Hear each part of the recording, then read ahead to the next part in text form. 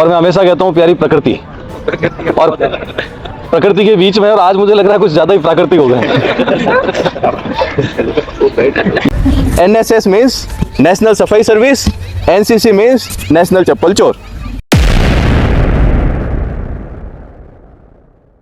नमस्कार दोस्तों, स्वागत है आपका मेरे इस ब्लॉग में। तो आज है दोस्तों NSS का छठा दिन। तो मैं अभी पहुंच चुका हूं कॉलेज।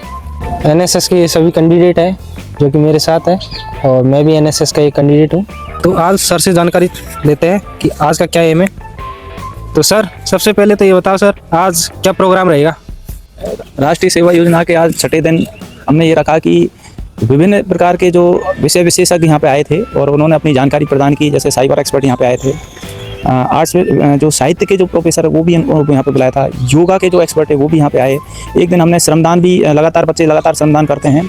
और उसके बाद में आज हमने रखा कि मीडिया की भूमिका भी होनी चाहिए, क्योंकि NSS का जो मेन उद्देश्य है कि मेन उद्देश्य स्वयं सेवक तैयार करना और सेवा करना। तो राष्ट्रीय सेवा योजना के माध्यम से भी देश की सेवा का मौका मिलता है।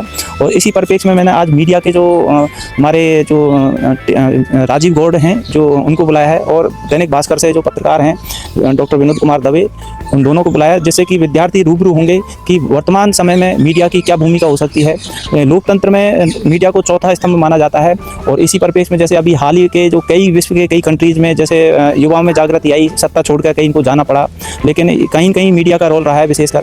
और अभी जैसे हाल ही में अभी जैसे पर्यावरण संरक्षण में जहाँ अगर कोई नदी प्रदूषित हो रही है, औद्योगिक इकाइयों के कारण प्रदूषण फैल रहा है, मीडिया के द्वारा उजागर किया जाता है। तो मीडिया का प्रेजेंट टाइम पर बहुत अच्छी भूमिका है। तो मैं चाह रहा था कि बच्चे यहाँ जो मीडिया के जो महत्वपूर्ण व्यक्ति यहाँ आएँ और बच्चों को जानकारी दें कि भाई मीडिया की लोकतंत्र में क्या भूमिका हो सकती है। आज इसी विषय पर व्याख्यान रखा है।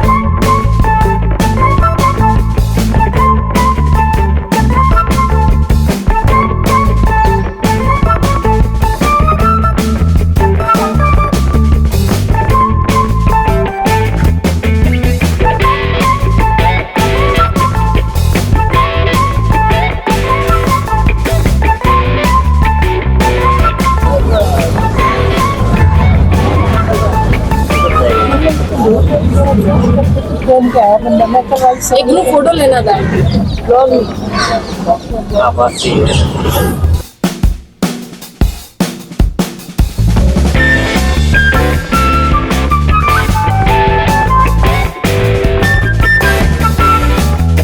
नमस्कार। राष्ट्रीय सेवा योजना इकाई 1 और इकाई 2 की ओर से विधि संकाय में आज हमारे बीच एक तो राजीव जी गौड़ साहब पधारे हैं मीडिया से, और साथ में डॉक्टर विनोद जी दवे साहब हैं, ये भी मीडिया से ही हैं। आप दोनों का बहुत बहुत हार्दिक स्वागत है आपका विधि संकाय में। विधि संकाय के NSS यूनिट द्वारा आयोजित ये 7 दिवसीय शिविर के छठे दिवस में हमारे बीच में उपस्थित मेरे बड़े भाई भी हैं और इस फैकल्टी के एलुमनाई भी हैं। राजीव जी, बहुत बहुत स्वागत आपका। मेरे भाई विनोद जी, वो भी एलुमनाई भी हैं, आपका बहुत बहुत स्वागत। भानु जी हमारे साथ में बराबर रहते हैं, SP मीणा जी, प्यारे छात्रों। और मैं हमेशा कहता हूँ प्यारी प्रकृति, और प्रकृति के बीच में, और आज मुझे लग रहा है कुछ ज़्यादा ही प्राकृतिक हो गए। ये देखो आप, 6 दिन का ये प्रभाव है कि आसपास के तोते, मैना, कौवे और पशु पक्षी भी अपने बीच में आके बैठने लगे। तो ये है प्रकृति से हमारा जुड़ाव। मैंने पहले भी, आप दोनों ही हमारे जो भाई हैं उनको मैं बताऊं कि मैंने कल या परसों ही एक रिजोल्यूशन लिया है कि हर सप्ताह हम एक क्लास ऐसे खुले में, ओपन में हम ऐसे लगाएंगे। हमारे लिए नया नहीं है, कम से कम राजीव जी के लिए और मेरे लिए, क्योंकि मालिनी केतन जिस स्कूल से हम पढ़े हैं वहाँ पे हर सप्ताह ऐसी क्लासेस, हर सप्ताह क्या हर रोज़ नीम के पेड़ के नीचे अलग अलग, हर पेड़ के नीचे अलग क्लास होती थी। तो हम लोग तो वहाँ से पले बड़े और पढ़े हैं, जहाँ पे स्कूल के अंदर पहला कदम रखते ही सफाई कार्य सारा हम लोग ही देखते थे, और वापस जाने तक की हर काम स्टूडेंट ही किया करते थे। तो हमारी तो ग्रूमिंग ही उसी के अंदर हुई है, और वो कोशिश की है हम लोगों ने कि भाई हम फैकल्टी में भी, क्योंकि व्यक्ति जैसा सोचता है, जैसा बड़ा होता है, वैसा ही वो इम्प्लीमेंट करने की भी प्रयास करता है।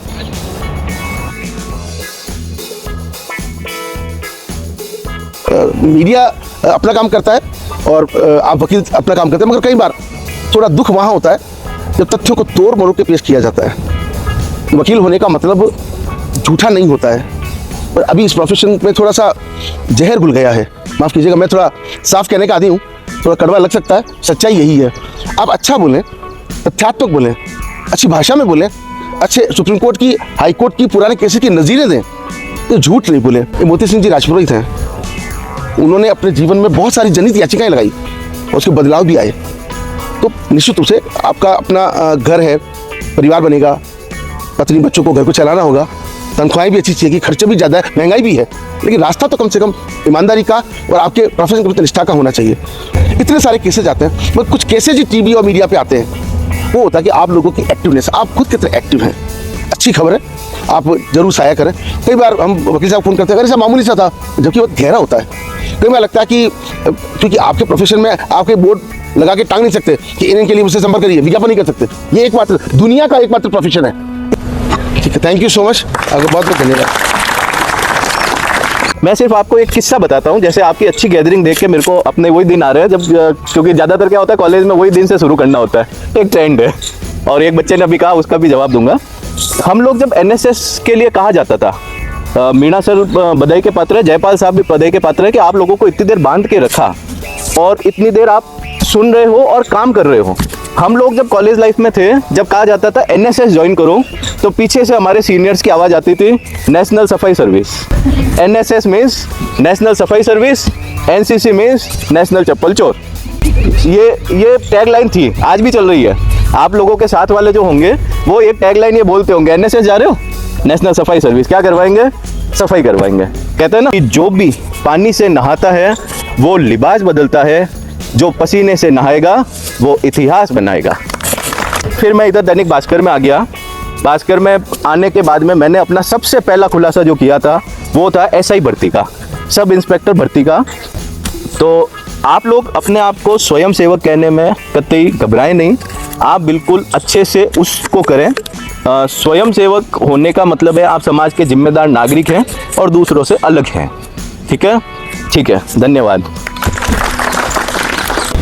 मंच पर विराजमान इलेक्ट्रॉनिक और प्रिंट मीडिया के धुरंधर हस्ती राजीव जी और विनोद जी, जिनको आप लोगों ने सुना, निडर होकर के और बेबाक होकर के अपनी बात छापते हैं ये लोग। कि जब वो एनएसएस की इन्होंने कोई बताई थी पुरानी घटना, तो एक्चुअली पुराने समय में जो चला आ रहा था वो यही था कि सिर्फ सफाई अभियान ही चल रहा है। लेकिन हकीकत में ऐसा नहीं है। राष्ट्रीय सेवा योजना के जो स्वयंसेवक है उनका काम सिर्फ सफाई करना ही नहीं है, सफाई उसमें एक है।